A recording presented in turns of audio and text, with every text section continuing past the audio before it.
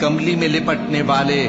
رات کو قیام کیا کرو مگر تھوڑی سی رات، یعنی نصف رات یا اس سے کچھ کم قیام کرو یا کچھ زیادہ، اور قرآن کو اچھی طرح ٹھہر ٹھہر کر پڑھا کرو۔ ہم ان قریب تم پر ایک بھاری فرمان نازل کریں گے، کچھ شک نہیں کہ رات کا اٹھنا نفس کو سخت پامال کرتا ہے، اور اس وقت ذکر بھی خوب درست ہوتا ہے۔ دن کے وقت تو تمہیں اور بہت سے شغل ہوتے ہیں، تو اپنے پروردگار کے نام کا ذکر کرو اور ہر طرف سے بے تعلق ہو کر اسی کی طرف متوجہ ہو جاؤ۔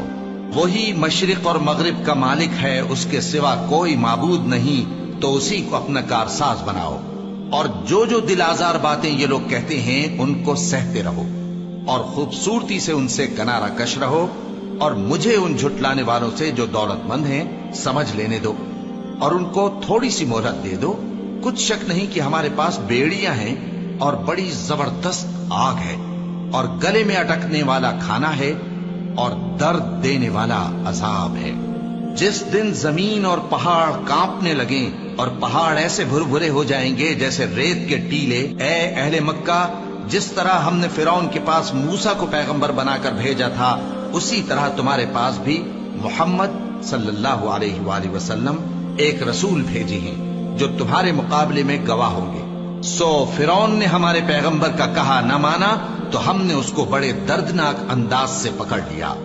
اگر تم بھی ان پیغمبر کو نہ مانو گے تو اس دن سے کس طرح بچو گے جو بچوں کو بوڑھا کر دے گا،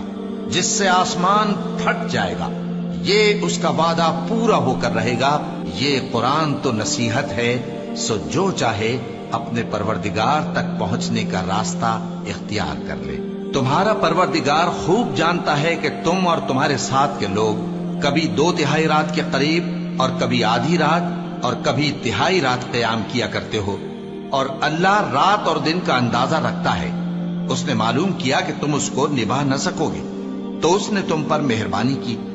پس جتنا آسانی سے ہو سکے اتنا قرآن پڑھ لیا کرو۔ اس نے جانا کہ تم میں بعض بیمار بھی ہوں گے، اور بعض اللہ کے فضل یعنی معاش کی تلاش میں ملک میں سفر کریں گے، اور بعض اللہ کی راہ میں لڑیں گے، تو جتنا آسانی سے ہو سکے اتنا قرآن پڑھ لیا کرو، اور نماز قائم کرتے رہو، اور زکوٰۃ ادا کرتے رہو، اور اللہ کو نیک نیتی سے قرض دیتے رہو، اور جو عمل نیک تم اپنے لیے آگے بھیجو گے اس کو اللہ کے ہاں بہتر اور صلے میں بہت عظیم پاؤ گے، اور اللہ سے بخشش مانگتے رہو، بے شک اللہ بخشنے والا ہے، مہربان ہے۔